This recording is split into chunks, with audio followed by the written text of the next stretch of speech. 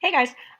So I mentioned in our class meeting earlier today that I was going to spend just a couple minutes kind of going through everything that you needed to work on this week. And I'll be posting stuff like this at the very beginning of the week. So it'll be there even kind of before our Monday meeting. I didn't think it was super necessary to do it early on, but I realized I think it's going to help some people. So anyway, here we are. Let's get through it. I want to apologize for advance. Every time I click on something, it's going to sound super loud. Um, it's just because it's recording my screen and it's like annoying, but I can't really fix it right now, so I'm not going to. All right. So last week, you guys were learning all about the structure of the Constitution, right?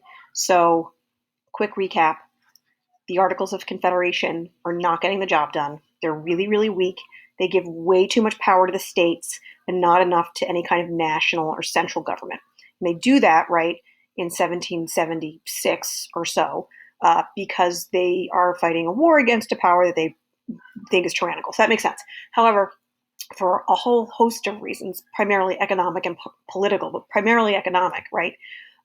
People realize at the time in the mid 1780s, later 1780s, this is not working. We need something different. So they scrap the articles. They get rid of the articles in Philadelphia in 1787, and they replace it with our Constitution, which looks sort of like the Constitution of 1787, but also like really different, right? Because there's been changes to it and amendments, so on and so forth.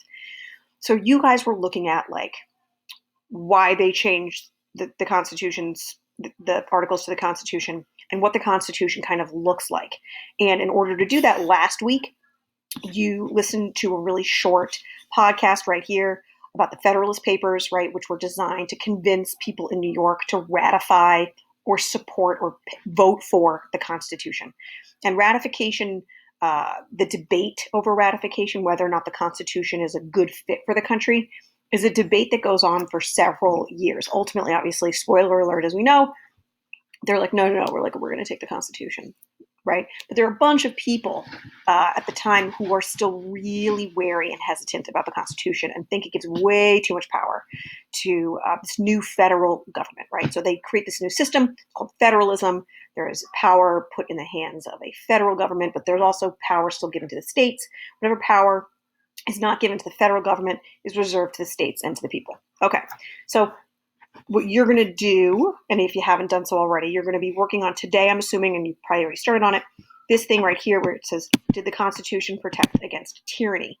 So the idea of tyranny is someone takes too much power and uses it for their own ends. And it's not about making sure that people, oh, good, thanks, Jack and Fedora and Kelvin and Noy.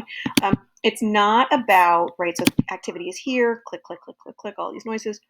This is the first thing that you should be working on this week. I'm assuming some people will be in this document. Let's see. Let's see if anyone's in here. So exciting, real time. And oh, nobody's in here. No, yeah, no one's in. No one's doing it. I guess we're all done with it. No, someone's here. Okay. In any case, I kind of asked you some questions about, right, what would tyranny look like in these circumstances? So tyranny of individual states over the central government. What if states had the power to ignore a federal tax law they did not like? Why could that be a problem? And that's kind of what happens during the articles, right? The states have way too much power, and the federal government has no money to protect its borders, right, to put down rebellions, to like keep the country going.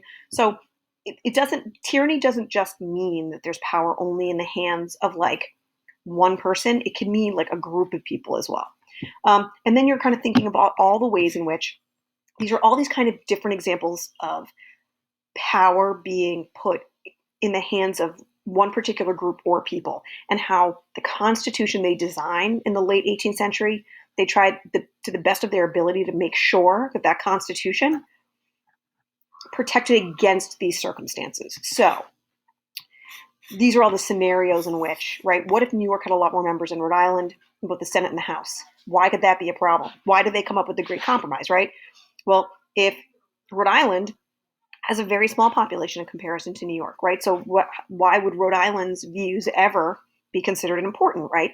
And so this is what this tyranny of big states over little states is about. That's where they create something called, right, the Great Compromise. They take elements of the New Jersey Plan, which is like a unicameral legislature, everyone's equal, and they mix it up with the Virginia Plan, so you have a Senate and a House, right? Senate, two senators for every state, regardless of population. So Rhode Island has 2 senators today, and New York has 2 senators today.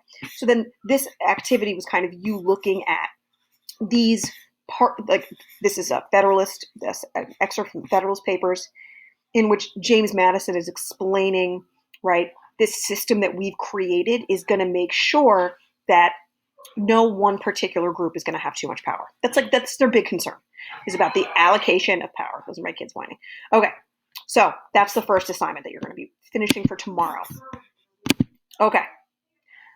So then people are going to have concerns about this, like, should we ratify this? Should we support this? The ratification activity, which is here, right, is all about how do you think certain Americans would feel about the proposed Constitution in 1787.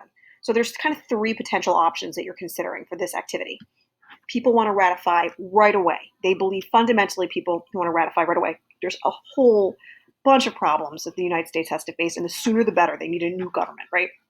Second option is, listen, things are bad. We get it. We need a new constitution, but we certainly should not rush to judgment, right? We should make sure that there is a guarantee of individual rights. Because again, there's this real concern that if you give too much power to a federal government, that a corrupt power corrupts absolutely. So they want to make sure that we're like wise. The last group, they're like, we don't care. We hate this Constitution. It sucks. It's the worst. It's going to create tyranny. It's going to create despotism. Why did we fight an American Revolution for this? And then you're like, okay, so those are generally what those options are about. And then you're going to be like, I don't know what Rob Stewart would want. Who the heck is Rob Stewart? And then you go down here and you click on Rob Stewart, and it's a sad looking screenshot because I screenshot. And then you're like, all right, Rob, is this, like, just kind of figure it out. Like, be like, these are Rob's beliefs. So let's really quickly look at Rob. Rob's 38. Oh my God, same Rob. Same. Me too. Like before, you still work in the docks in Boston, the docks. In the evenings, you frequently attend town meetings. You're politically active. You're a committed follower of Sam Adams, leader of the popular or Democratic faction in Massachusetts. You have taken to heart Adams' warning that the proposed Constitution will give power to the wealthy. You've worked for the wealthy your entire adult life, first under the British, and now since independence. The political changes that have taken place have brought you little. So certainly Rob Stewart is not going to be like, oh yeah, let's ratify right away. This sign me up. I'm clearly not a Federalist, right?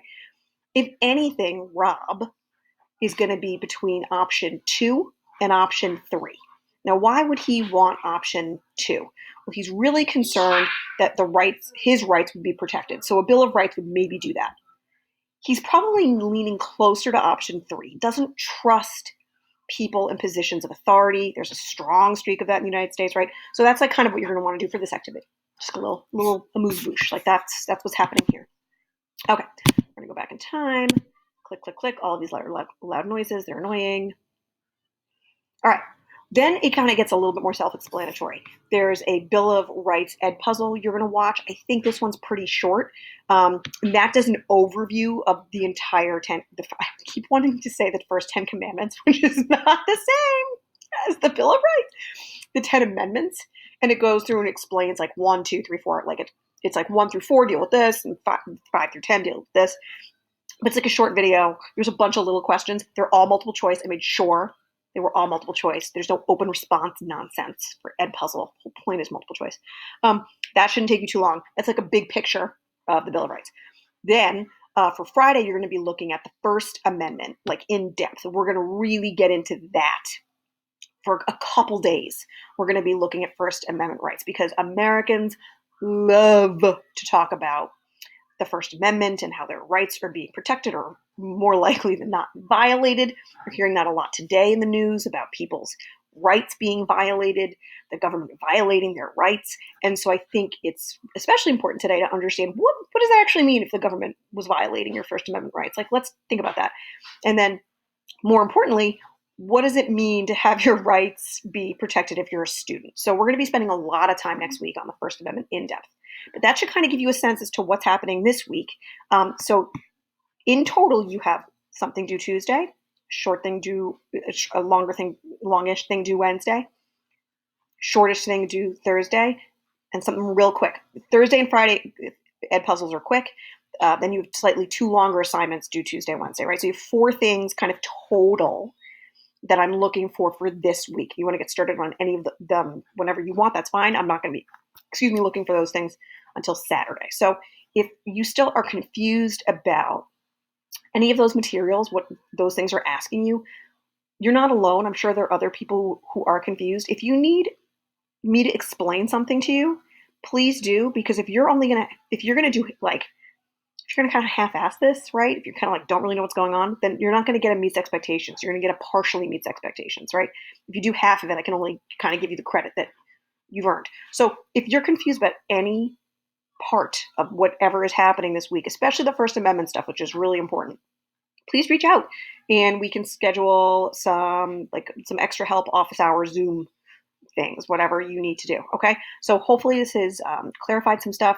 I've gone a little bit too long on this, and I apologize. If you're still watching, thank you. And I will post another one of these next Monday for the next round of assignments. Bye.